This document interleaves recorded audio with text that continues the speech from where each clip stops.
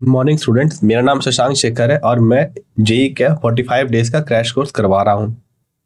और आज इस क्रैश कोर्स का छठा दिन है।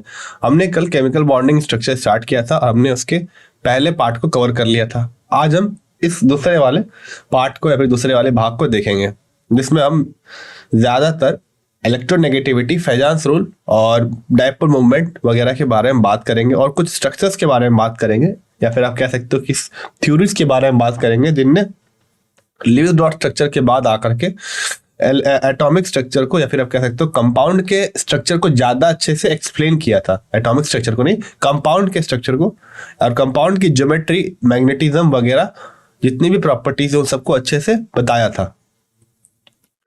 फिर जो बचा हुआ जो पार्ट है उसमें हम मेनली मॉलिक्यूलर ऑर्बिटल थ्योरी देखेंगे। तो फिलहाल के लिए हम इस लेक्चर को शुरू करते हैं। ये डिस्ट्रीब्यूशन ऑफ मार्क्स मैंने कल भी दिखाया था कि इससे आमतौर पे 2 से 3 क्वेश्चन आते हैं जेई मेंस में। पहला जो हम पढ़ेंगे वो है फेजांस रूल। कल हमने एक एक्सेप्शन देखा था कि जहां पे LICL की का जो साइज था वो छोटा था, फिर भी उसमें की जो लैटिस एनर्जी की जो का मान था वो सबसे कम था। उसका जो कारण मैंने कल बताया था वो था फेजांस रूल। आज ही हम इस फेजांस रूल को और अच्छे तरीके से देखेंगे। तो इसमें क्या होता है कि हमारे पास एक कैटायन होता है, हमें पता है जब भी एक कोई आयनिक सॉलिड बनता है उसमें कैटायन होता है और एक एनायन होता है। एनायन जो होता है आमतौर पे एनायन की जो ये होती है का जो क्षेत्रफल होता है वो आमतौर पे ज्यादा होता है किसकी तुलना में, कैटायन की तुलना में। इसके कारण क्या होता है, ये जो है इस चीज को पोलराइज कर देता है। मतलब क्योंकि ये पॉजिटिव है, ये इसका साइज बड़ा है तो इसके नेगेटिव चार्ज को अपनी ओर खींचता है। इसके कारण ये कुछ इस तरह हो जाती है। अगर मैसेज और अच्छे से अगर बनाऊं, ये हो जाता है इसका आकार। मतलब कुछ जो चार्ज है वो इसकी तरफ घिस जाती है क्योंकि ये पॉजिटिव चार्ज है। अब इसके कारण क्या होता है, इसमें एक डायपोल क्रिएट होता है। एक पार्शियल पॉजिटिव चार्ज और नेगेटिव चार्ज है, पार्शियल पॉजिटिव चार्ज बनता है। अब ये क्योंकि ये पोलराइज हो गया है तो इसमें कोवेलेंट कैरेक्टर बढ़ जाता है। कोवेलेंट कैरेक्टर बढ़ जाता है और कोवेलेंट कैरेक्टर जो होते हैं वो आमतौर पे आयनिक कैरेक्टर के मुकाबले कमजोर होते हैं। मतलब उनके कारण जो बॉन्ड बनती है वो कमजोर होती है आयनिक बॉन्ड के मुकाबले। और क्योंकि इसने पोलराइजेशन कर दिया है, अब इनके जो ऑर्बिटल ये वैलेंस शेल है ये पॉजिटिव चार्ज के करीब आ गए। अब इनमें कुछ हद तक ओवरलैप हो जाता है जिसके कारण से इसके आयनिक कैरेक्टर में कमी आती है और ये कम आयनिक और ज्यादा कोवेलेंट हो जाता है, जिसके कारण इसकी लैटिस एनर्जी भी घट जाती है। यही कारण था कि LICL जो है उसमें आयनिक कैरेक्टर घट जाता है पोलराइजेशन के कारण, फेजांस रूल के अकॉर्डिंग, क्योंकि उसका साइज बहुत छोटा है और उसकी लैटिस एनर्जी बढ़ जाती है। अब पोलराइजेशन किन किन चीजों पर निर्भर करता है। पहली जो चीज है वो ये है कि इसके इन दोनों के साइज पर डिपेंड करता है सबसे पहली चीज, और इन दोनों के चार्ज पे डिपेंड करता है। जितना ज्यादा चार्ज होगा उतना ज्यादा अट्रैक्शन, उतनी ज्यादा पोलराइजेशन।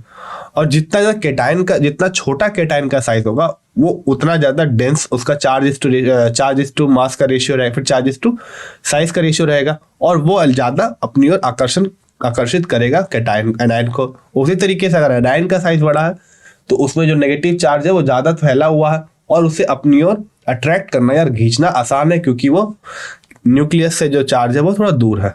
तो ये 3 बिंदु है, मैंने भी दोबारा से यहाँ लिखी है। ये पोलर कोवलेंट बॉन्ड होते हैं। जो इलेक्ट्रॉन डेंसिटी होती है in polar covalent bond, the electron density is higher around the more electronegative element.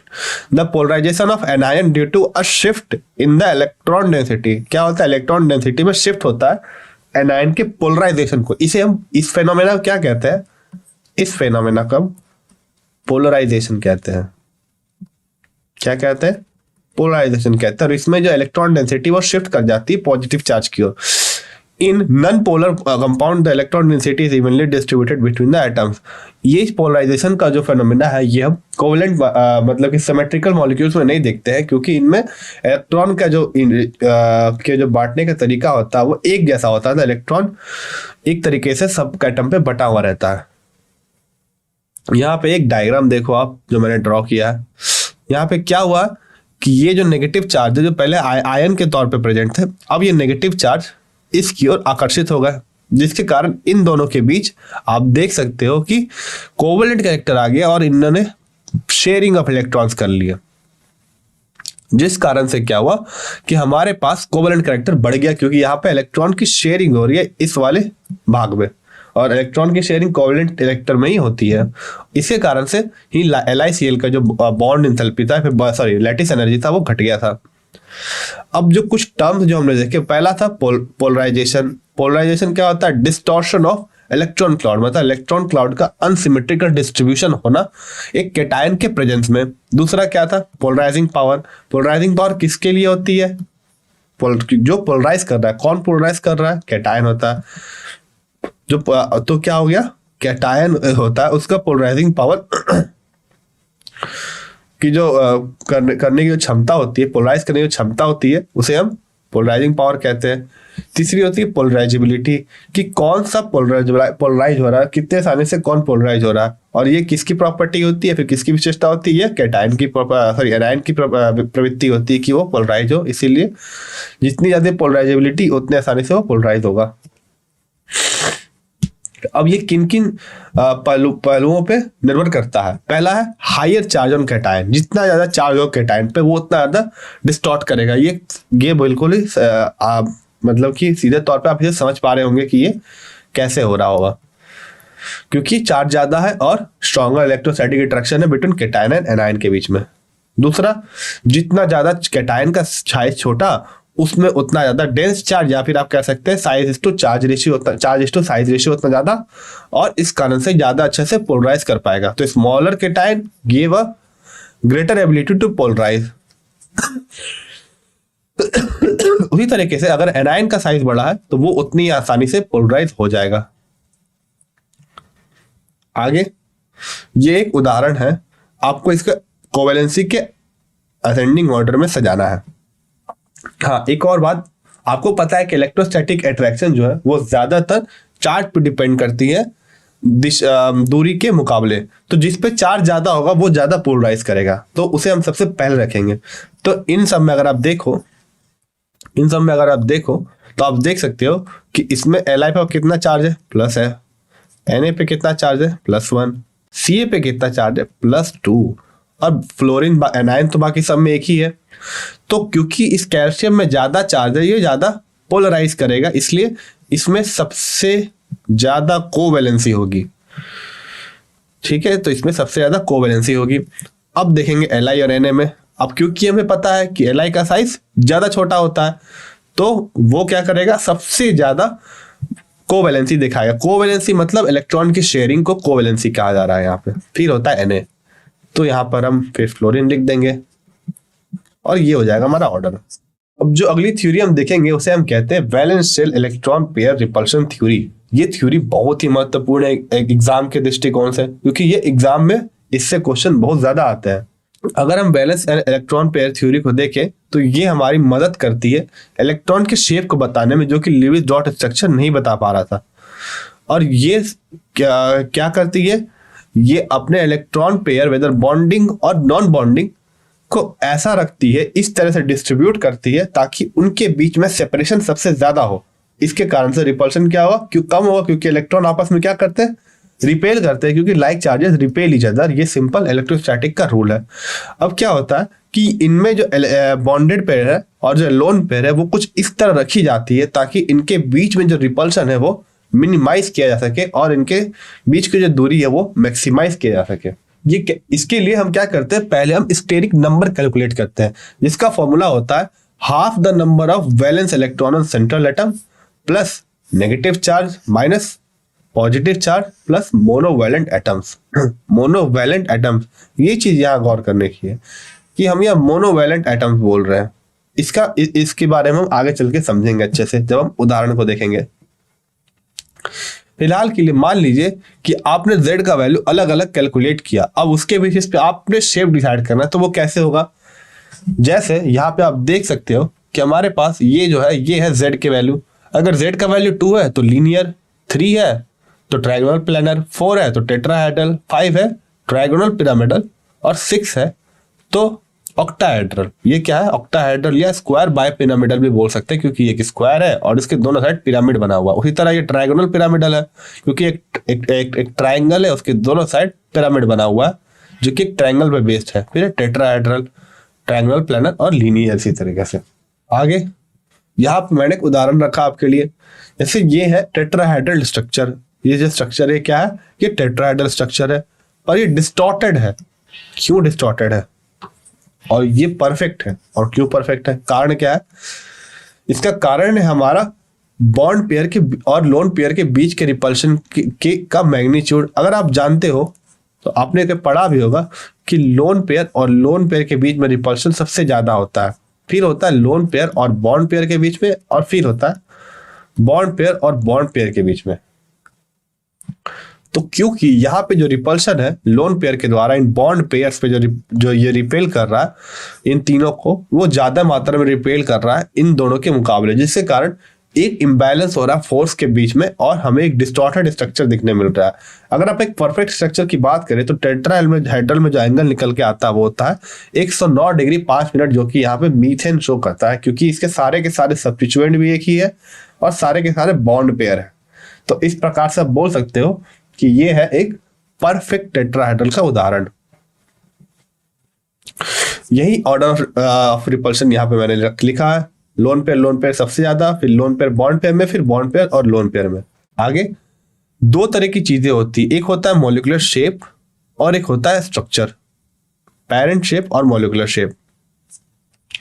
यहाँ पे मैंने कुछ और उदाहरण रखे हैं अपने स्ट्रक्चर के, शेप और ज्योमेट्री। जैसे कि इन सब का जो शेप है वो क्या है? इन सब का शेप है ट्राइगोनल बाय पिरामिडल, पर सबका जो स्ट्रक्चर है वो दूसरा है। ये शेप क्या है? दूसरा होता है, और स्ट्रक्चर दूसरी चीज होती है।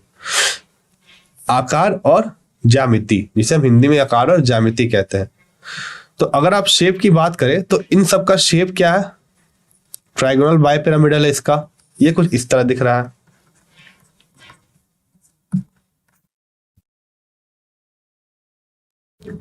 शेप में हम क्या करते हैं? लोन पेयर को ही लेते हैं। शेप में क्या करते हैं हम? बॉन्ड पेयर को ही लेते हैं, और बॉन्ड पेयर को देखते हुए बताते हैं कि वो कौन से शेप में है। और ज्योमेट्री में हम क्या करते हैं? लोन पेयर को भी लेते हैं। Lone pair plus bond pair.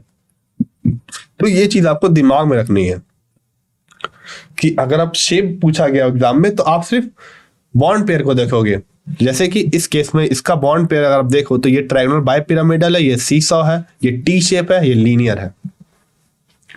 पर जब आप बात कर रहे हो ज्योमेट्री की, तो इन सारों में ज्योमेट्री है वो क्या है? वो है ट्रायंगुलर बाय पिरामिडल। इसी तरीके से ऑक्टाहेड्रल में भी हमारे पास अलग अलग उदाहरण है, अलग अलग शेप के, जैसे कि ऑक्टाहेड्रल, स्क्वायर बेस पिरामिडल और स्क्वायर प्लैनर। तो ये थी हमारी शेप और ज्योमेट्री के बीच में विभिन्नता। आपको इसमें स्ट्रक्चर बताना है IF7 का, तो आप कैसे बताओगे? मैंने फॉर्मूला बता रखा है। Z is equal to half number of valence electron on central atom. Central atom यहाँ पर क्या है? I है। I के पास 7 वैलेंस इलेक्ट्रॉन है। चार्ज कितना है? 0 है। नेगेटिव चार्ज पॉजिटिव चार्ज दोनों क्या है? 0 है। ठीक है। और अगर आप बात करें मोनोवैलेंट के मोनोवैलेंट एटम की, तो वो कितने हैं? 7 है। मोनोवैलेंट एटम कितने? 7 है। तो 7 + 7 कितना हो गया? 14। 14/2 कितना हो गया? 7। अगर आप देखें तो 7 में अगर आप अपने उस टेबल को देखा होगा तो 7 में जो हमारा जो निकल के आता है वो आता है ट्राइगोनल बाय पिरामिडल, जो कि कुछ इस तरीके का दिखेगा। सॉरी, ट्राइगोनल बाय पिरामिडल नहीं होगा। अगर आपके पास 7 है तो आपको जो निकल के आता है वो होता है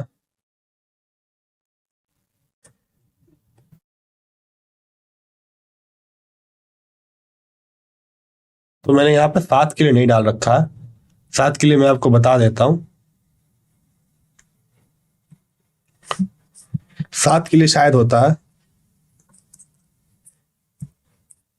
ट्राइगोनल पेंटागोनल बायपिरामिडल, जो कि कुछ इस तरीके का दिखेगा। पेंटागोनल बायपिरामिडल, ऑक्टाहेड्रल में 6 होते हैं।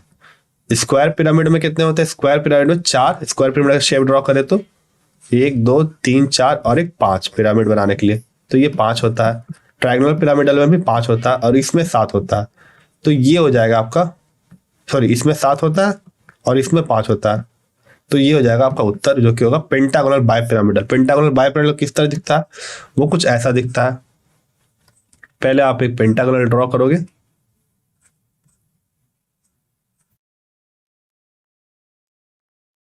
ये हो गया पेंटागोनल, और ऊपर और नीचे एफ और रहेगा, तो ये हो जाएगा आपका पेंटागोनल बायपिरामिडल, और ये हो जाएगा आपका IF7 का शेप। आगे, among the following the maximum covalent character is shown by which of this. तो कोवेलेंट कैरेक्टर पता करना है क्या, हम क्या देखते हैं? फेजांस रूल को। तो जिस पे चार्ज ज्यादा उसका कोवेलेंट कैरेक्टर ज्यादा। इसमें कितना है? +2 चार्ज, इसमें +2, इसमें भी +2 और इसमें कितना है? +3। तो इसका कोवेलेंट कैरेक्टर सबसे ज्यादा होगा। ये हो जाएगा हमारा उत्तर। इन सारे स्पीसीज में किन दोनों के ट्रायंगुलर बायपिरामिडल शेप है, आपको निकालना है। कि आप इसको चाहे तो खुद से कर सकते हैं, मैं इस उदाहरण को आप पे छोड़ रहा हूं। इनमें से कौन सा ट्रायंगुलर बायपिरामिडल, अब जो भी उदाहरण मैं दिखाऊंगा आप इनके स्क्रीनशॉट ले लेना और खुद से बनाना। आगे, वैलेंस बॉन्ड थ्योरी। हमने देखा valence shell electron repulsion pair theory. तो इसमें जो दिक्कत निकल के आई थी वो ये थी कि ये सिर्फ और सिर्फ लोन पेयर को कंसीडर कर रहा था। वैलेंस बॉन्ड थ्योरी भी कुछ इसी तरह है, पर इसमें कुछ चेंजेस लाए गए। इसमें क्या किया गया, इनने केमिकल बॉन्ड के फॉर्मेशन को बताने की कोशिश की एटॉमिक ऑर्बिटल के ओवरलैप की मदद से। इसमें कुछ ये एक तरह का क्वांटम मैकेनिकल अप्रोच है। चल के आप देखोगे ये क्वांटम मैकेनिकल अप्रोच कैसे है वो मैं बाद में बताऊंगा। फिलहाल के लिए इसमें क्या होता है कि 2 एटॉमिक ऑर्बिटल आपस में सामने आते हैं और इनके इलेक्ट्रॉन डेंसिटी आपस में ओवरलैप करती है, ताकि ये एक इलेक्ट्रॉन डेंसिटी का शेडेड रीजन बना सके। वो कुछ कैसे होता है वो अभी दिखाऊंगा मैं।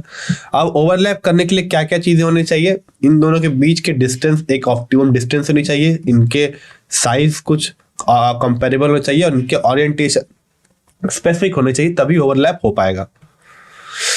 ये कुछ उदाहरण है इसके। जैसे मान लीजिए 2 p ऑर्बिटल है, तो इनके शेप डंबल शेप होता है और ये आपस में pz ओवरलैप हो रहे हैं और इससे हमारे पास यहाँ पे सिग्मा बॉन्ड मिल रहा है। उसी तरह यहाँ पे pz और s के बीच ओवरलैप हो रहा है। यहाँ पे इन दोनों को हेड ऑन ओवरलैप कहते हैं। क्या कहते हैं? Head on overlap.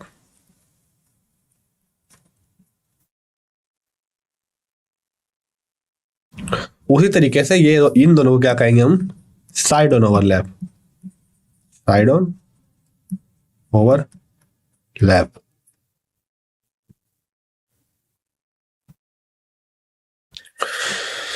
एक चीज अगर आप यहां देखें तो ओवरलैप करने की एक जो बहुत जरूरी जो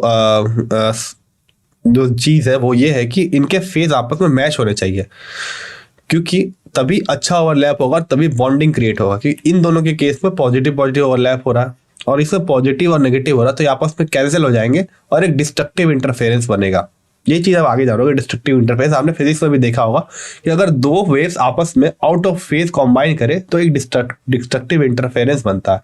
वही चीज यहाँ पे हो रही। सीधी अगर भाषा में समझो कि ये पॉजिटिव और नेगेटिव आपस में कैंसिल हो जा रही है। इसी तरह यहाँ पे पॉजिटिव हो सकता है पर पॉजिटिव नेगेटिव नहीं हो सकता, इसमें बॉन्डिंग नहीं बनेगी। यहाँ पे बॉन्डिंग नहीं बनेगी, यहाँ पे बॉन्डिंग नहीं बनेगी।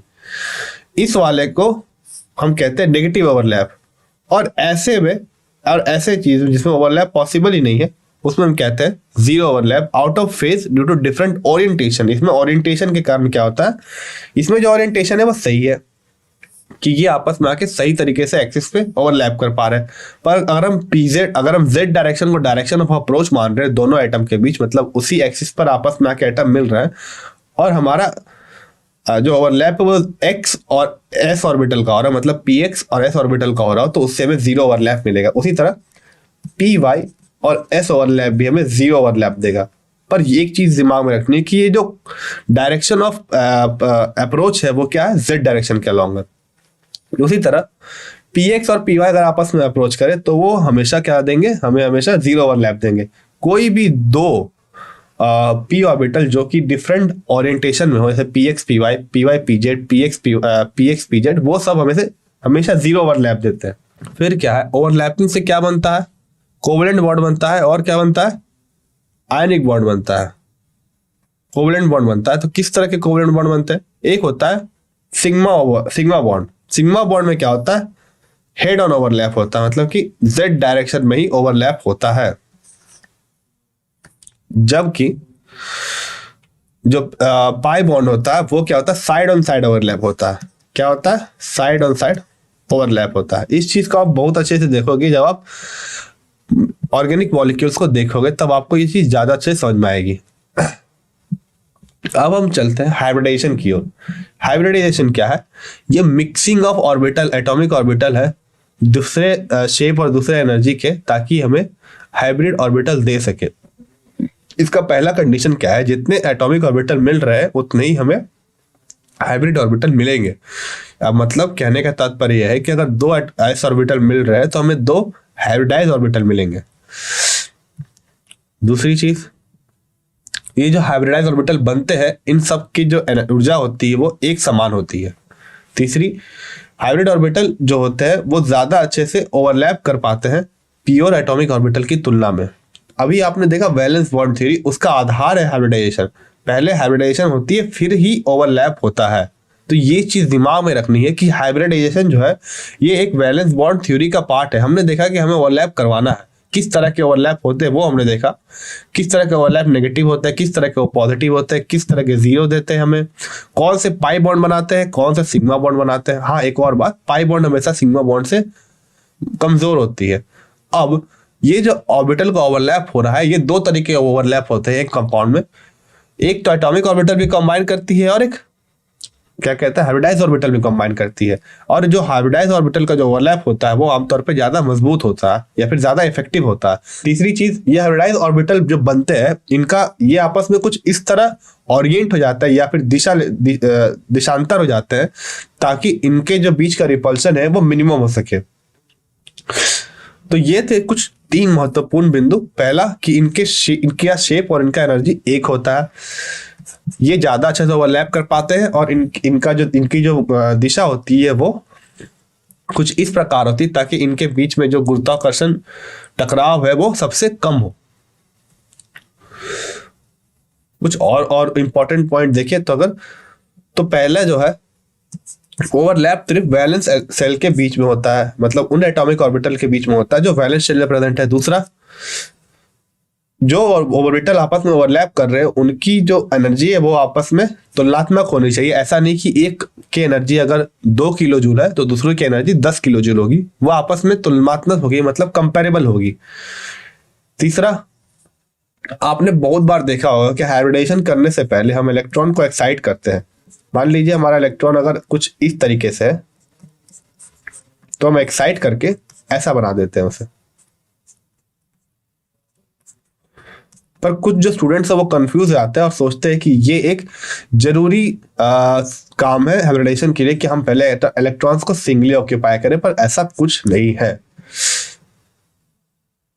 It is not necessary that only half filled orbital participate in hybridisation.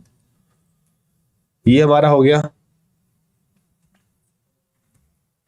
आगे पहला है sp हाइब्रिडाइजेशन। अब हम दूसरे तरह के विभिन्न प्रकार के हाइब्रिडाइजेशन को देखेंगे। पहला है sp हाइब्रिडाइजेशन। sp हाइब्रिडाइजेशन में क्या होता है, एक s ऑर्बिटल और एक p ऑर्बिटल आपस में क्या करते हैं, ओवरलैप करते हैं और हमें sp हाइब्रिडाइज ऑर्बिटल देते हैं,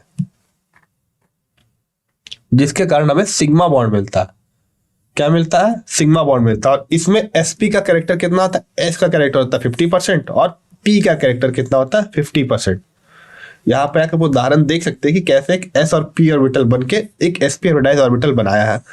यहाँ पे आप अगर देखो तो इन दोनों का जो शेप है वो क्या है, एक जैसा है, जो कि कुछ इस तरीके से है। ये एक sp ऑर्बिटल और ये है दूसरा sp ऑर्बिटल, ये दोनों का अलग अलग करोगे तो ये कुछ इस प्रकार है, और इनकी जो एनर्जी है वो सेम है और जो शेप है वो भी सेम है। अब क्या होगा कि हमारे पास मान लीजिए BCl2 का एग्जांपल है, तो ये बी आपस में ओवरलैप करके कुछ इनने इस प्रकार का बनाया।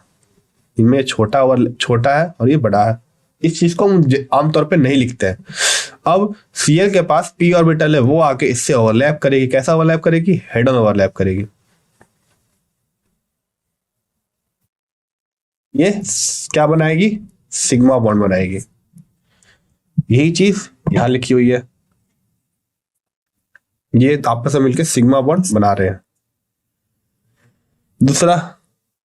दूसरा है, अब ये कुछ उदाहरण है इसके, जैसे BF2, BH2, BlCl2, अब सब में क्या होगा? PZ ओवरलैप करेगा। अगर डायरेक्शन नहीं दिया हुआ है तो Z करेगा, और अगर दिया हुआ है तो वो उस पर निर्भर करेगा किस डायरेक्शन में अप्रोच हो रहा है। आगे क्या है? sp2 hybridisation. क्या है? sp2 hybridisation. sp2 हाइब्रिडाइजेशन क्या होता है? sp2 हाइब्रिडाइजेशन में एक s और 3 p ऑर्बिटल मिलके कुछ इस तरीके के ऑर्बिटल को बनाते हैं, जो कुछ ऐसा दिखता है। ये इस तरह रहेगा, ये इस तरह रहेगा, और ये इस तरह रहेगा। इन तीनों को हम दिखाते हैं और इन तीनों को नेग्लेक्ट कर देते हैं, क्योंकि यहाँ पे इलेक्ट्रॉन की डेंसिटी बहुत ही कम होती है। अब जो आने वाला जो एटॉमिक ऑर्बिटल है वो इनसे सिग्मा ओवरलैप कर लेता है।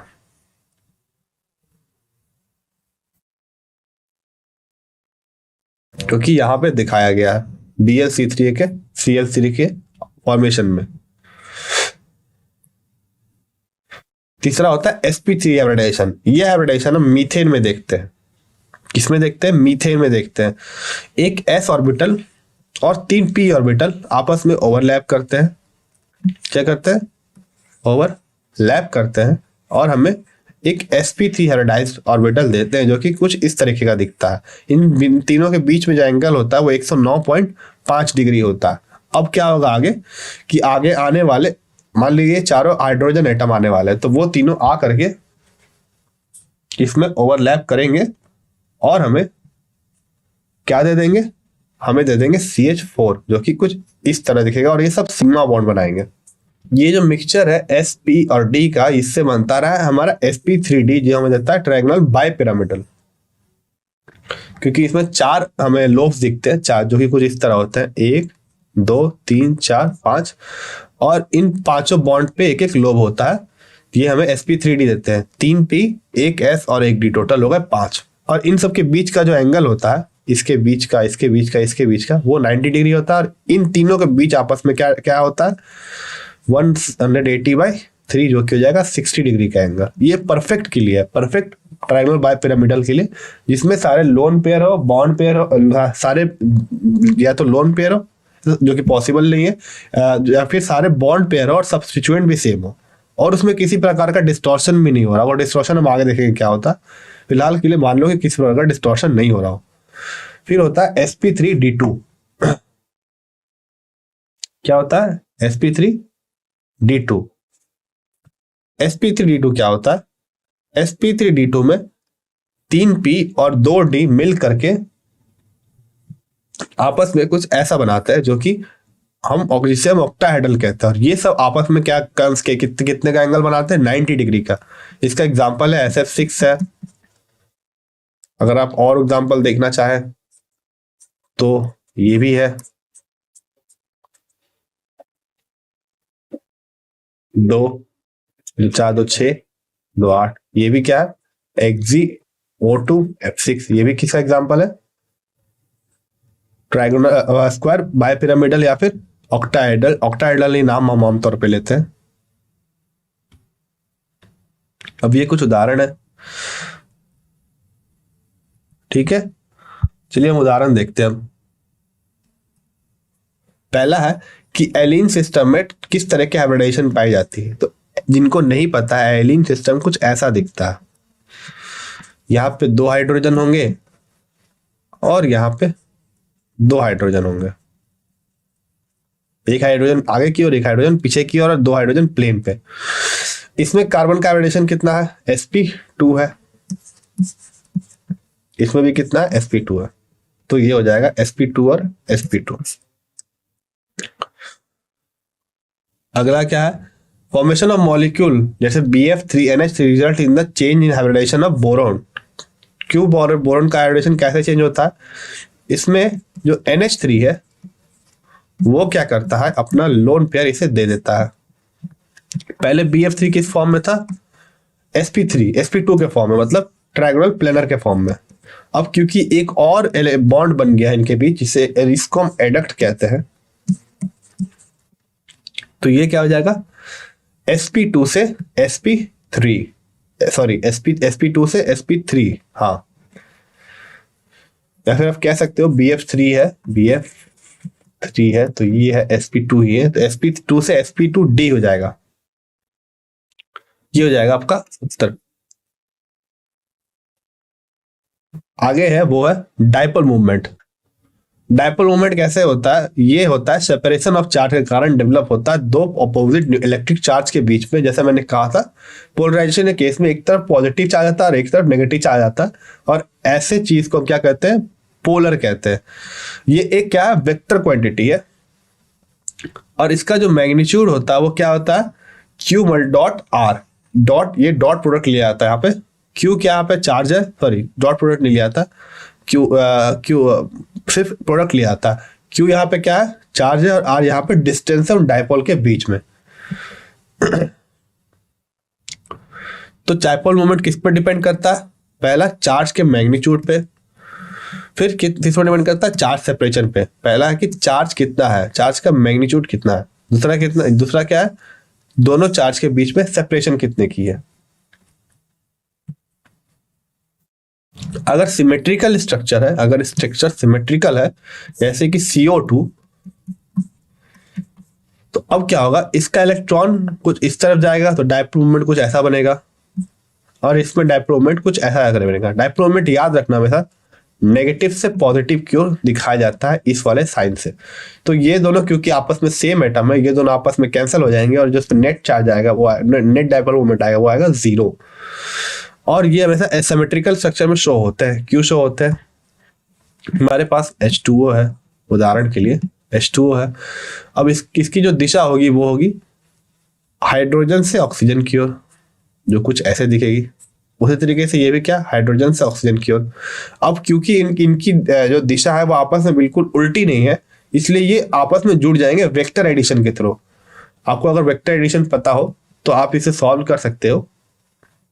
पहले आप इसे कंपोनेंट में बांट लो चाहो तो, ये कुछ इस तरह बढ़ जाएगा, है ना। अब ये कंपोनेंट और ये कंपोनेंट कैंसिल हो जाएंगे, और ये दोनों ऐड होके हमें नेट डाइपोल इस डायरेक्शन में दे देंगे।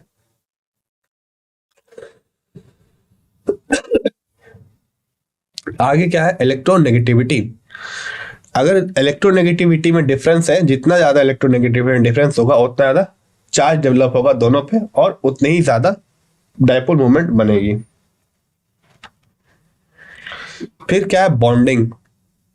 जनरली जो होते हैं वो आयनिक बॉन्ड वो ज्यादा पोलर होते हैं। क्यों पोलर होते हैं, क्योंकि इसमें पॉजिटिव चार्ज होता है, वो नेट यूनिट पॉजिटिव चार्ज होता है। मतलब कि Na और Cl लिया आपने, तो Na पे +1 है और Cl पे -1 है। जबकि आप किसी और मॉलिक्यूल, जैसे कोई और कोवेलेंट मॉलिक्यूल लेंगे जैसे H2O, तो उनमें जो चार्ज बनेगा डेल्टा नेगेटिव, डेल्टा पॉजिटिव और डेल्टा नेगेटिव। और मैंने बताया था कि +1 बहुत ही बड़ा है डेल्टा पॉजिटिव से, इसी तरह -1 बहुत ज्यादा बड़ा है डेल्टा नेगेटिव से। क्योंकि चार्ज ज्यादा है तो डाइपोल मोमेंट भी ज्यादा होगा। अब ये कुछ सवाल है, इसमें पूछा गया है कि बॉन्ड डिस्टेंस जो HF के बीच में है वो है 9.17 इंटू 10⁻⁻11। क्या है, 10⁻⁻11। और इसमें पूछा गया है कि आपका डाइपोल मोमेंट भी दिया हुआ है, वो दिया हुआ है कितना, 6.104 इंटू 10⁻30। ये हमारा डाइपोल मोमेंट है, ठीक है। अब आपको पूछा गया है कि इसमें आयनिक कैरेक्टर कितना है, तो इसका एक फॉर्मूला होता है जो कि होता है परसेंटेज आयनिक कैरेक्टर का फॉर्मूला होता है और ये डायपोल मोमेंट के फॉर्म में होता है। ठीक है, इसे हम कुछ ऐसे लिखते हैं, observe by mu ionic, mu observe by mu ionic into 100। मतलब आपने जो ऑब्जर्व किया डिवाइड बाय आयनिक इनटू 100 होता है, मतलब ऑब्जर्व बाय एक्चुअल।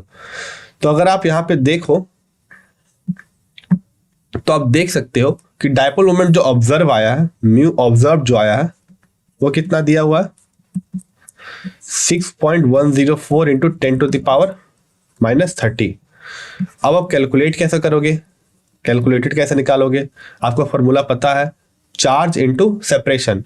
अब एच एफ क्योंकि प्लस माइनस 1 है तो ये हो जाएगा 9.17 10⁻⁻11, ये हो जाएगा हमारा चार्ज, सॉरी ये हो जाएगा डिस्टेंस। और चार्ज कितना हो जाएगा, क्योंकि एक पॉजिटिव चार्ज है और एक पॉजिटिव चार्ज का मान कितना होता है 1.6 इंटू 10⁻⁻90। अगर आप इन दोनों को भागा देके 100 से मल्टीप्लाई कर दोगे तो आपका आ जाएगा आयनिक कैरेक्टर। आप इसे खुद से सॉल्व करोगे तो इसका हल निकल के आएगा 41.5%।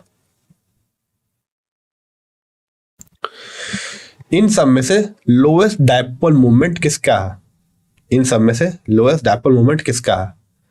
अगर आप बात करें लोएस्ट डायपोल मोमेंट की तो CCl4 का डायपोल मोमेंट सबसे कम होता है, ये CH4 है, इनका भी कम होता है क्योंकि इनमें सिमेट्रिक प्रॉपर्टी ज्यादा है। ये आप देख के भी पता लगा सकते हो कि इनमें सारे के सारे एटम एक जैसे हैं। जबकि आप इसको कंसीडर करो तो ये भी कुछ सिमेट्रिक ही दिख रहा है, तो हम ये कह सकते हैं कि ये CHCl3 जो है वो सबसे ज्यादा असिमेट्रिक है और यही हमें ज्यादा डायपोल मोमेंट देगा। इनमें से जीरो डायपोल मोमेंट किसका है, तो इसके लिए आपको इन सबका स्ट्रक्चर देखना होगा।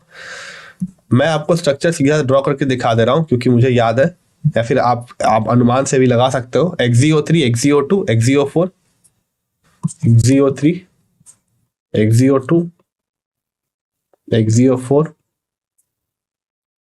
XeF4, XeOF4।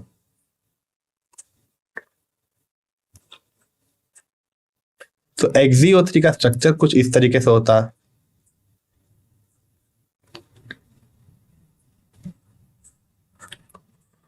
XeO3 का स्ट्रक्चर कुछ ऐसा दिखता है, 2 2 4 2 6 2 8।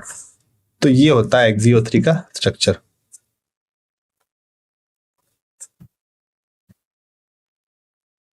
इसका डायपोल मोमेंट कभी जीरो नहीं हो सकता क्योंकि ये सिमेट्रिकल नहीं है। दूसरा क्या है, XeO2। तो XeO2 कुछ इस तरीके का दिखेगा, 2 2 4 6 7 8।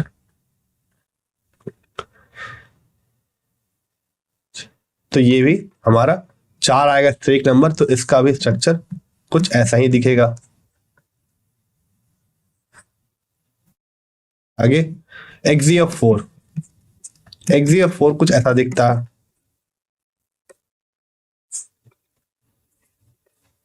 1 2 3 4 5 6 7 8। आप देख सकते हो कि ये सिमेट्रिकल है, तो इसके कारण इसमें जो डायपोल मोमेंट आएगा वो आएगा 0। ये भी सिमेट्रिकल नहीं है, ये भी सिमेट्रिकल नहीं है। अगर आप XeF4 की बात करें तो इसमें एक O ऐसा हो जाएगा, तो ये हो जाएंगे, ये भी कुछ ऐसा ही दिखेगा।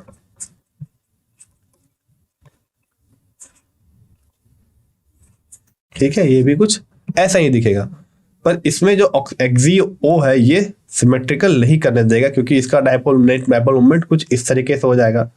ये सारे तो आपस में कैंसिल हो जाएंगे, XeO4 हर एक दूसरे कैंसिल कर देगा, पर ये नेट डायपोल मोमेंट नीचे की ओर शो करेगा XeO बॉन्ड के कारण। इसी कारण से ये जो होगा डायपोल मोमेंट जीरो नहीं शो करेगा। तो इसका उत्तर क्या हो जाएगा, इसका उत्तर हो जाएगा XeF4।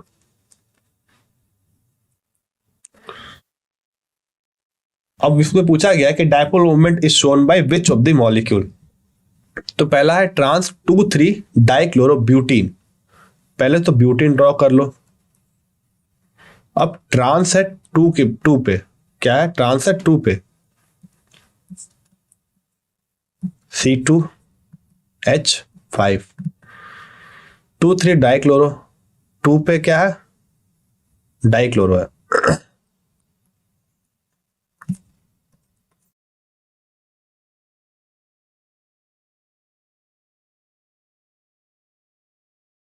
क्योंकि ये ट्रांस है तो ये कुछ ऐसा दिखेगा, तो ये ऐसा दिखेगा। अब ये कंपोनेंट में डिवाइड हो जाएंगे ऐसे ऐसे, और ये भी कंपोनेंट में डिवाइड हो जाएगा ऐसे ऐसे। डायपोल मोमेंट तो इस तरह है, आप इसको कंपोनेंट डिवाइड कर सकते हो, तो ये और ये आपस में कैंसिल हो जाएंगे। उसी तरीके से इस CH3 को भी हम डिवाइड कर सकते हैं कंपोनेंट में इस तरीके से। ये भी आपस में क्या हो जाएंगे, कैंसिल हो जाएंगे, तो इसका डायपोल मोमेंट 0 हो जाएगा, म्यू इज इक्वल टू 0। फिर 1,2 डाइक्लोरोबेंजीन। 1,2 डाइक्लोरोबेंजीन कुछ इस तरीके का दिखता है। अगर आप इनके इसको अगर आप बांटो, ये तो मान लीजिए हम एक्स डायरेक्शन ले रहे हैं, ये वाई ले रहे हैं, तो ये है बीच में, तो ये इस तरफ बढ़ जाएगा। अब इस कारण से क्या होगा, ये दोनों जुड़ करके आपस में एक थर्ड वेक्टर देंगे जो कि म्यू इज इक्वल टू 0 नहीं होगा, तो mu is not equal to 0। फिर क्या है, 1,4 डाइक्लोरोबेंजीन।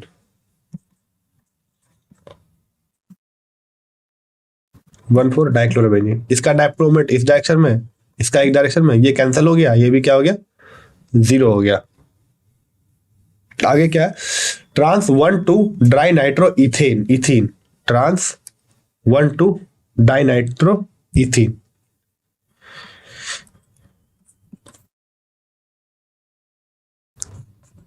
इथीन है तो 4 कार्बन एटम, 2 कार्बन एटम, दोनों नाइट्रो है, और ये इथीन है तो एक डबल बॉन्ड, ये भी क्या हो जाएगा, आपस में कट जाएंगे कुछ इस प्रकार से।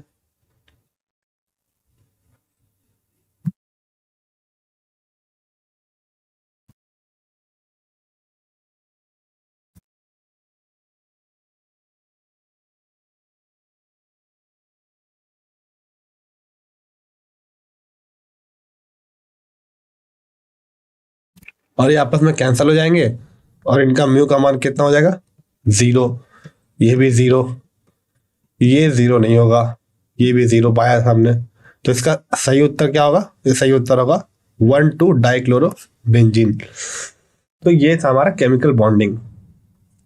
तो इसके साथ आपका केमिकल बॉन्डिंग का दूसरा भाग खत्म होता है। कल हम पढ़ेंगे मॉलिक्यूलर ऑर्बिटल थ्योरी।